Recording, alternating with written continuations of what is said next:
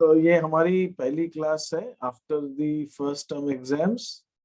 ठीक है, first term exam के बाद में हम आज पहली बार मिल रहे हैं और मुझे उसको स्टार्ट करना है आप लोगों के साथ में। And what I was feeling कि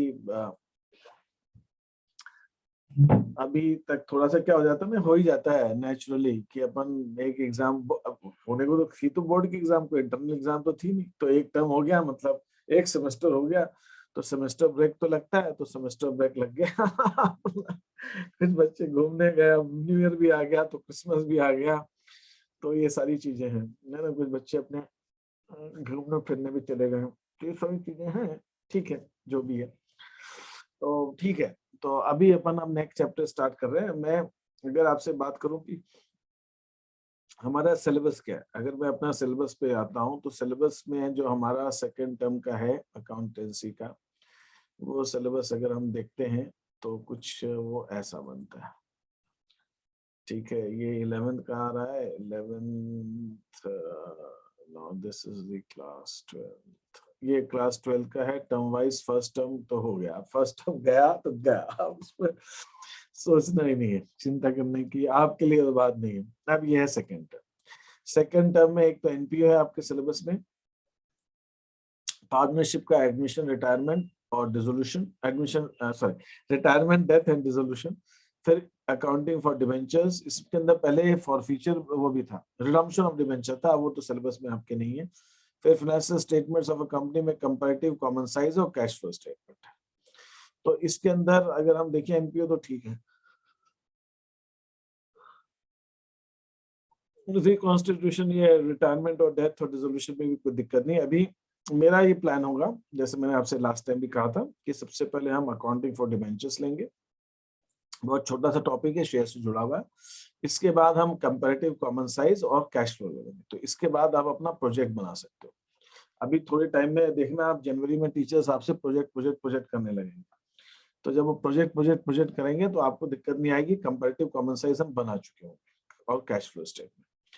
फिर उसके बाद हम ये ले लेंगे पार्टनरशिप का, ये कंटिन्यूएशन में है, तो पूरा यहाँ तक खत्म हो जाएगा जो पोर्शन आधा आधा हुआ था फर्स्ट टर्म में सेकंड टर्म में। ये कंप्लीटली एकदम एकदम अलग टॉपिक है, तो इसको हम बाद में एकदम लास्ट में लेंगे, जिससे कि उससे कोई अपने को इशू भी नहीं आएगा। अब अगर हम डिवेंचर्स की बात करते हैं, तो इशू ऑफ डिवेंचर्स में, अकाउंटिंग फॉर डिवेंचर्स में क्या, issue of debentures at par, at premium, at discount. जैसे शेयर्स पार पे या प्रीमियम पे हो सकते हैं, डिवेंचर्स डिस्काउंट पर भी इशू हो सकते हैं। Issue of debentures for consideration other than cash, मतलब कैश के अलावा हम कहाँ का इशू कर सकते हैं, हम उसकी बात करेंगे। और अगर रिडम्पशन की कंडीशन बताकर इशू किया जाए, बताया जाए कि जब कंपनी पे करेगी, वो भी मैं बताऊंगा आपको इसका क्या मतलब होता है। कोलेटरल का कॉन्सेप्ट है, देखिए इसमें साफ साफ लिखा है, डिबेंचर्स एज कोलेटरल सिक्योरिटी। आपको कॉन्सेप्ट, इसकी प्रैक्टिकल नॉलेज आपसे नहीं पूछी है। फिर interest on debentures, writing off discount और loss on issue of debenture, ये भी मैं बताऊंगा आपको। ठीक है, collateral and its presentation, understand the concept of collateral, उसकी बैलेंस शीट में हम कैसे दिखाते हैं। Develop the skill for calculating interest on debentures, मतलब इंटरेस्ट ऑन डिबेंचर्स कैलकुलेट करना भी आना चाहिए और उसकी अकाउंटिंग एंट्रीज भी आनी चाहिए। और state the meaning of redemption of debenture, meaning redemption of debenture का मीनिंग है सिर्फ आपको, डिवेंचर्स को जब रिडीम करने का मतलब है, जब हम डिवेंचर इशू करना है मतलब लोन लेना, डिवेंचर इशू करना मतलब डिवेंचर एक तरह का लोन है, शेयर्स की तरह नहीं, वो लोन। और रिडम्पशन मतलब उनका पेमेंट करना। ये तो ये ठीक है, जब मैं बताऊंगा आपको तो समझ में आ जाएगा, है ना।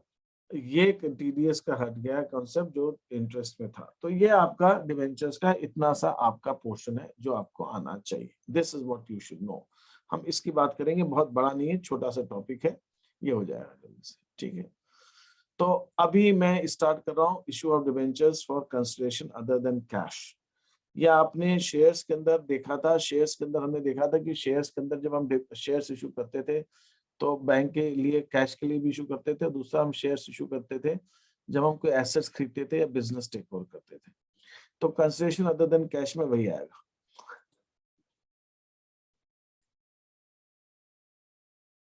तो यहाँ पे मैं आपको बता रहा हूँ, ये एक छोटी सी शीट है 8 क्वेश्चन की, ज्यादा बड़ी नहीं है।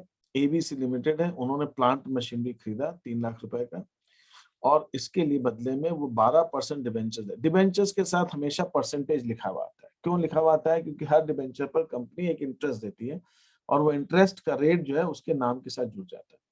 और एक डिबेंचर 100 रुपए का है। कंपनी ने 3 कंडीशन पे इशू किया, पार पे इशू किया है, प्रीमियम पे इशू किया 20% और 10% डिस्काउंट पे इशू किया। ये 3 कंडीशंस पे कंपनी डिबेंचर्स को इशू कर रही है। यहाँ पे अगर मैं एंट्री करता हूँ तो इसकी हमारे पास सिंपल एंट्री जो बनेगी, मैंने बनाया हुआ है, मैं वही दिखा देता हूँ आपको, थोड़ा सा अपना हो जाएगा। ठीक है, ये पहला क्वेश्चन है। तो पहले बात तो हमने पहले प्लांट खरीदा, एबीसी लिमिटेड ने खरीदा है, तो एंट्री एबीसी लिमिटेड की बुक्स में होगी। Plant and machinery account debit to vendor, किससे खरीदा है क्वेश्चन में नाम नहीं दे रखा है, तो हम क्या करेंगे, ABC limited account debit to vendor. ये वेंडर आ गया हमारा जिससे हमने खरीदा है, ठीक है, जिससे हमने परचेस किया, ये आ गया हमारा। फिर 3 कंडीशन है, हमने पार पे डिबेंचर्स इशू किए, तो वेंडर कितने से हो गया हमारा, 3 लाख से। 3 लाख के बदले हमने 3 लाख के डिबेंचर्स दे दिए, ये तो हो गया debentures issued at par, 3 lakh के बदले 3 लाख।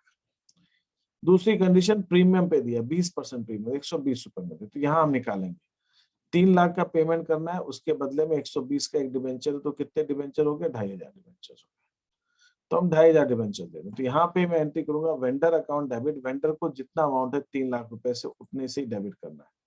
यहाँ पे वेंडर को हमने क्रेडिट किया 3 लाख रुपए से, तो यहाँ पे 3 लाख से ही डेबिट करूंगा, चाहे पार पे इशू करूं, चाहे प्रीमियम पे करूं, चाहे डिस्काउंट पे करूं, वेंडर हमेशा 3 लाख से डेबिट होगा। यहाँ पे नंबर ऑफ डिबेंचर्स आए हमारे पास 2500 डिबेंचर, तो 2500 डिबेंचर्स का मतलब ये हो गया कि हम एक डिबेंचर 2500 इंटू 100, एक डिबेंचर 100 रुपए का है, तो हमने 2.5 लाख के डिबेंचर्स दे दिए। तो 3 लाख का पेमेंट हमें करना था और हमने 2.5 लाख के डिबेंचर्स दे दिए, तो 50,000 हमारा प्रीमियम हो गया।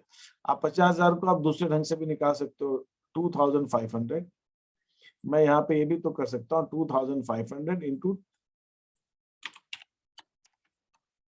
है ना, 20 रुपए प्रीमियम है, 20 से भी मल्टीप्लाई करूंगा तो भी 50,000 आ जाएगा। तो दोनों ढंग से हम ये चीजों कर सकते हैं। तो ये हमारे डिबेंचर्स। तीसरी चीज हमें बोला है, कंडीशन क्या है, तीसरी कंडीशन ये है कि हमने 90 रुपए में डिबेंचर दिए, मतलब 3,333 रुपए, 3,333 डिबेंचर्स। तो यहाँ पे क्या आएगा, डिबेंचर्स के अंदर हम यहाँ पे लिखेंगे 3000 इंटू 100। कितने डिबेंचर, डिबेंचर कभी फ्रैक्शन में पार्ट में तो दे नहीं सकते, 100 रुपए का डिबेंचर है तो 100 से कम में तो कैसे दे सकते हैं, है ना, और कम में भी देते हैं 90 रुपए, मतलब आधा डिबेंचर नहीं दे सकते।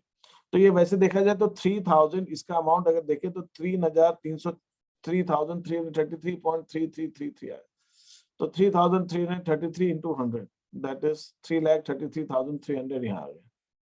इतने डिबेंचर्स हम दे रहे हैं, यहाँ पे 3 लाख रुपए देना है डिबेंचर्स को, तो हमारा प्रीमियम कितना हो गया, 33,300। ये 33,300 मोटा मोटा कैसे आया, एक डिबेंचर पे हम 10 रुपए का डिस्काउंट दे रहे हैं उस हिसाब से।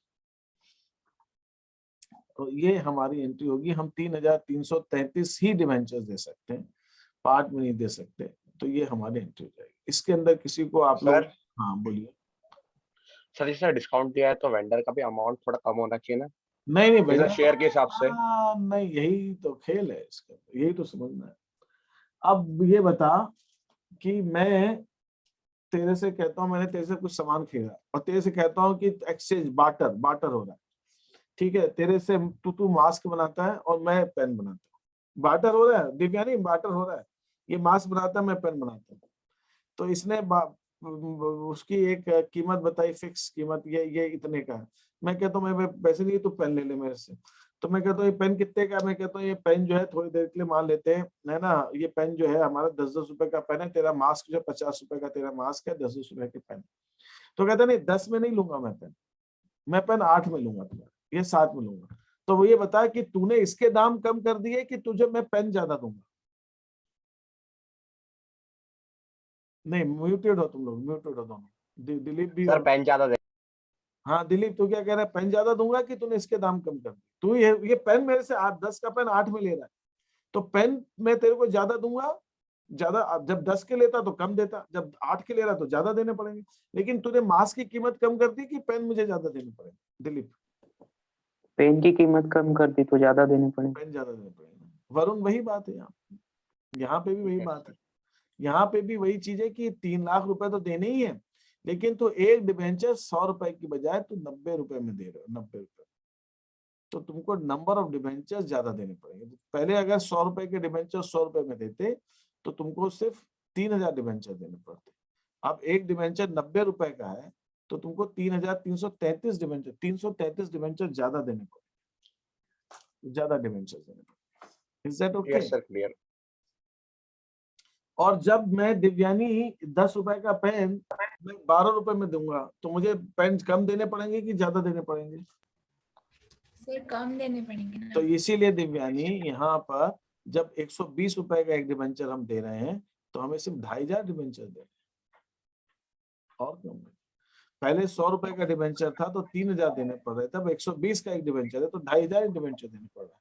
तो नंबर ऑफ डिबेंचर्स हमारे कम हो गए, अब हमें कम डिबेंचर देंगे। ठीक है, ये ऐसे है। Is that okay? यहाँ तक कोई प्रॉब्लम तो नहीं है किसी को? No sir.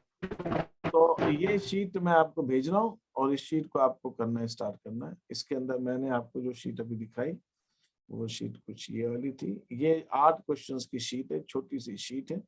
इसको आप करना स्टार्ट कर दीजिए, ये बस इतने से। ठीक है, ये क्वेश्चंस को आप जरा फटाफट फटाफट आपको करना पड़ेगा जिससे कि काम आगे बढ़ सके। ठीक है, कोई और क्वेश्चन दिमाग में आ रहा है आपके?